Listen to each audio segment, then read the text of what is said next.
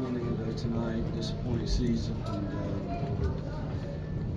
we want us the ones who played their last game of eligibility in college football. We had some special young men in that group, and I hate to see them hurt and not go out on a higher note. Obviously, last week in Jordan-Hare was fun for them and good for them, but certainly these Iron Bowl experiences are special. I hate to see them hurting the way they are currently, and I just want them to know and hope that they can understand what they went through and how they handled adversity and the disappointments. Was a testimony to their character and how they continue to fight, and to what they showed this young group of kids we have, how to handle things when they don't go your way. And they were very special to us in that regard, and the way they continue to fight. So again, disappointing to end the season like we did, and a lot to build on for sure with those young guys, and hopefully the class that we can sign next week. But nonetheless, the hurt is still there. You just talk about the red zone scoring opportunities, and how huge that was. Could have been a different game, for sure. You put those in the end zone. When we had the opportunity 3 times in the first half, I believe. We had Dre open, just missed him on one of those, and regret calling the tempo play on 3rd and 1. I should have slowed it down. There was enough time. I still think you held the timeout for it got us into something that was probably better, like the 2-point play that we had later on. I think the difference in the game is their 3rd down conversions. Like one time they were like, I don't know, 8 of 11 or something. I don't know what it ended up. And then I think the difference in the game was their ability to stay on the field on 3rd down, and us not being able to score touchdowns in the red zone.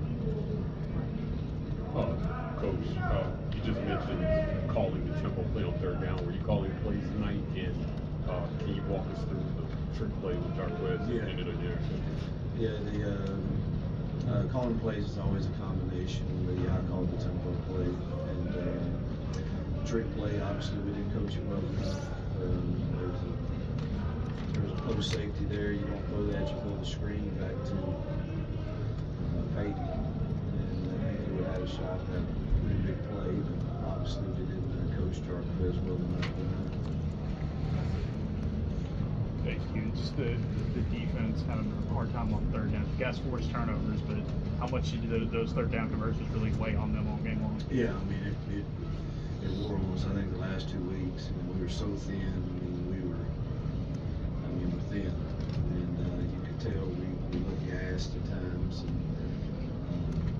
you knew how good Milroe was and what he can do with his feet and his arm, and we just it just multiplies things when you can't. It's some of them 3rd and longs, and you can't get off the field. Fatigue, and it wears on you, and obviously it limits the possessions that we have and opportunities to. Speaking of thin, Jay Crawford banged up. We didn't see him in the second half. Yeah.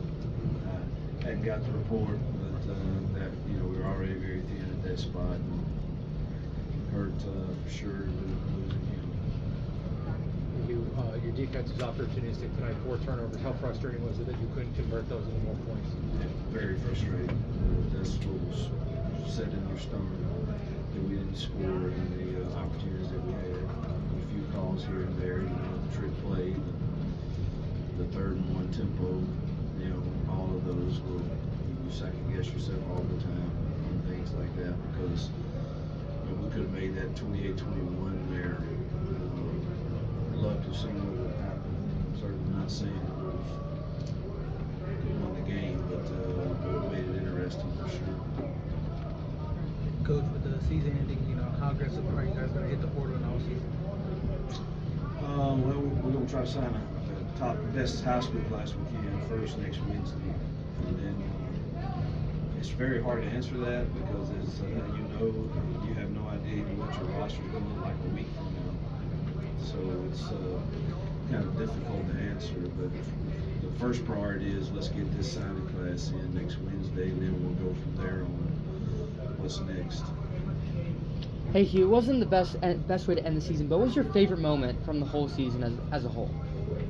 Well, it would have to, the relationships first that grew throughout the season. But favorite is obviously the seniors' last game in Jordan Hare. Seeing the joy that they had from that experience was pretty special. What did Alabama do to sort of slow down your running game? I'm anxious to see the film because it wasn't. They played the seventh guy pretty close, but I'm gonna have to watch the film.